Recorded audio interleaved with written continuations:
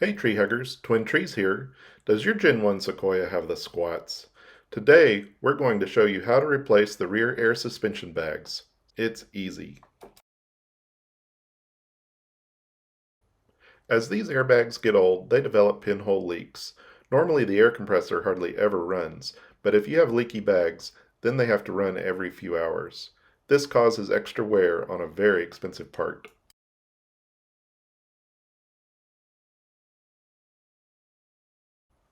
Here's the tools we used for this repair. That's right, you don't even need a wrench. While we're jacking up the truck, let's do a safety check. Be sure to chock the front wheels, and please don't ever get under your truck without jack stands. Ever. Especially if you're working on the suspension. Jacks can and do fail, and we don't want you to get hurt, or worse. We recommend placing your jack stands on both sides of the frame, just in front of the rear wheels, so that the axle can hang free. Both rear wheels should be just off the ground or almost off the ground. This prevents the truck from shifting when you release the air pressure and will give you enough room to remove and replace the airbags. It's also nice to have plenty of light. First, let's learn a little bit about the airbag fittings. These fittings are the trickiest part of this repair, so it's important to understand how they work before you begin. The white clip locks the hose to the fitting, but it's also the removal tool. To remove the hose, you first squeeze the clip and slide it back, then rotate it a quarter turn and push it back into the fitting, spreading the two internal barbs. Finally, gently pull the hose out. The fittings are all the same, so here's what it looks like on an airbag after it has been removed. We found these barbs are usually dirty and quite stiff. The clip just isn't able to make them budge. We ended up using a pick to clean and gently pry the barbs up and down until they were loose enough for the clip to do its job.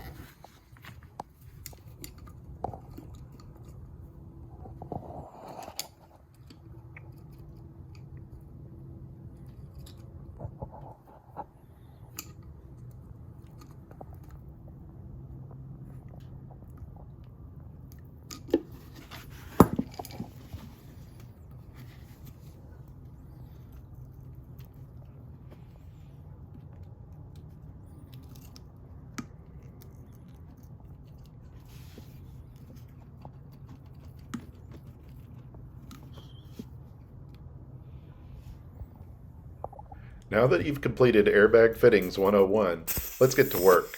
On the driver's side, follow the air hose from the airbag to the gray valve junction bolted to the frame just behind the rear axle. Remove the hose from this end. This will release the air from the bag.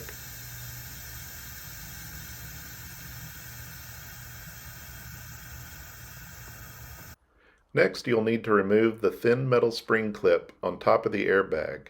It's right up in there.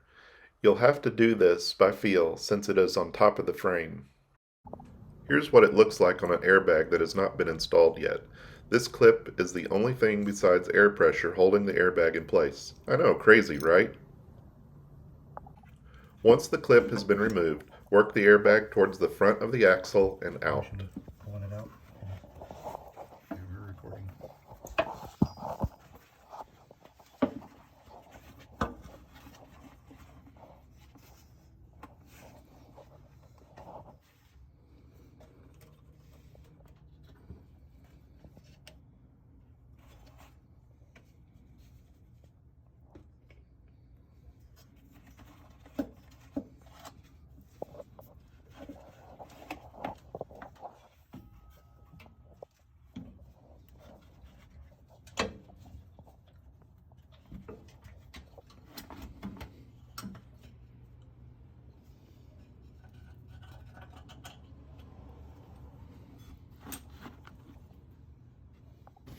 Here's another good view of how the clip works.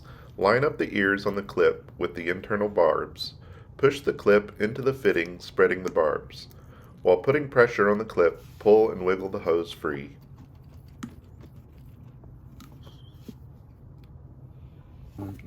You might want to clean the hose with soapy water if it's dirty.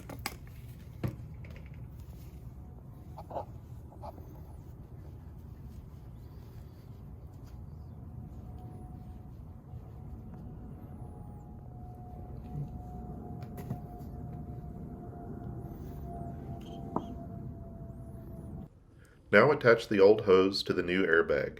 Insert the hose into the fitting and slide the clip in place. Make sure the ears on the clip are rotated so that they do not contact the internal barbs holding the hose. To install the new airbag, feed the air hose through the slot in the frame and back toward the valve junction. Line up the knob on the top of the airbag with the hole next to the slot and hold it snug against the frame.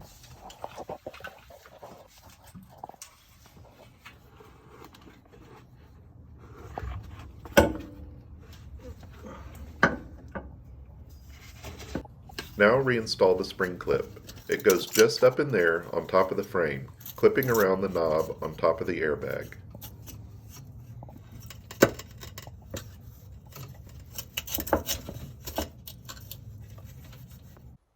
Here's a bonus tip. The bottom of the airbag needs to sit on a cup on top of the axle, but the airbag is compressed and will not reach.